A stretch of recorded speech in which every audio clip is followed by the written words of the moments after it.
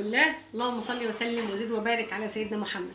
احبابي في الله، احكي لكم النهارده قصه جميله جت في بالي كده افتكرتها. القصه دي قصه حديث عن النبي صلى الله عليه وسلم رواها لنا. كان في 3 اصحاب قاعدين في كهف، في صخره مع المطر والعواصف وقعت سدت باب الكهف او الغار اللي هم فيه. فالصحاب دول قعدوا فتره مش عارفين يحركوا الصخره، فقالوا طيب كل واحد فينا يفتكر عمل تقرب الى الله سبحانه وتعالى وعمله خالص لوجه الله، ويدعي الله سبحانه وتعالى بحق العمل ده يا رب ان الصخره دي تتحرك من على الباب.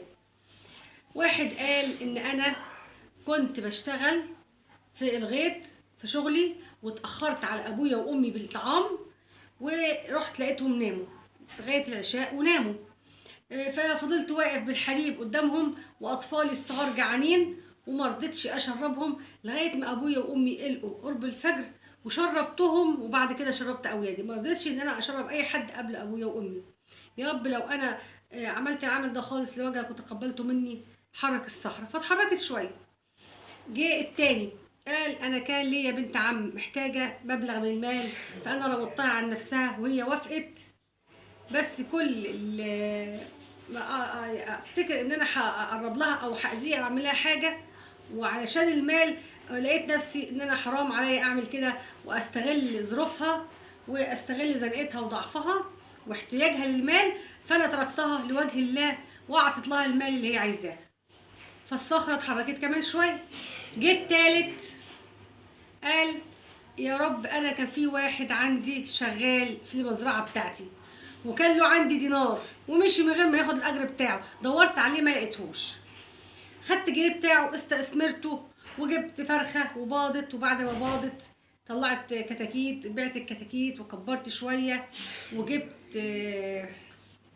خروف او شاه، وبعد كده خلفت، وبعد ما خلفت وكبروا وجبت جمل، فضلت استثمر في فلوس وبقى قطيع من الاغنام.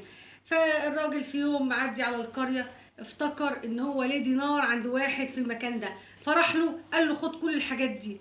قال له ازاي كل ده بتاعتي انا؟ قال له انا استثمرت لك الدينار بتاعك. فالراجل استغرب طبعا، مكانش مصدق نفسه، خد الاغنام دي وبقى عمال يدعي له. فقال يا رب انا عملت العمل ده خالص لوجهك، لو تقبلت يا رب فرج الكرب اللي احنا فيه وحرك الصخره. اتحركت الصخره خالص وطلعوا من الغار بحق الاعمال الخالصه لوجه الله. ما نعرفش، ممكن لقمه صغيره تشيلها من طريق الناس، حته عيش تشيلها من طريق الناس، بس يكون عمل خالص لوجه الله ربنا يتقبله دخلك الجنه. يا ما ناس عملوا حاجات بسيطه خالص بس خالصه لوجه الله دخلتهم الجنه. فاحنا دايما اي عمل نبتغي بيه وجه الله ونخلص لله سبحانه وتعالى في هذا العمل، وربنا يتقبل منا جميعا ان شاء الله، ونكون يا رب بنستفيد من الفيديوهات اللي انا بنشرها.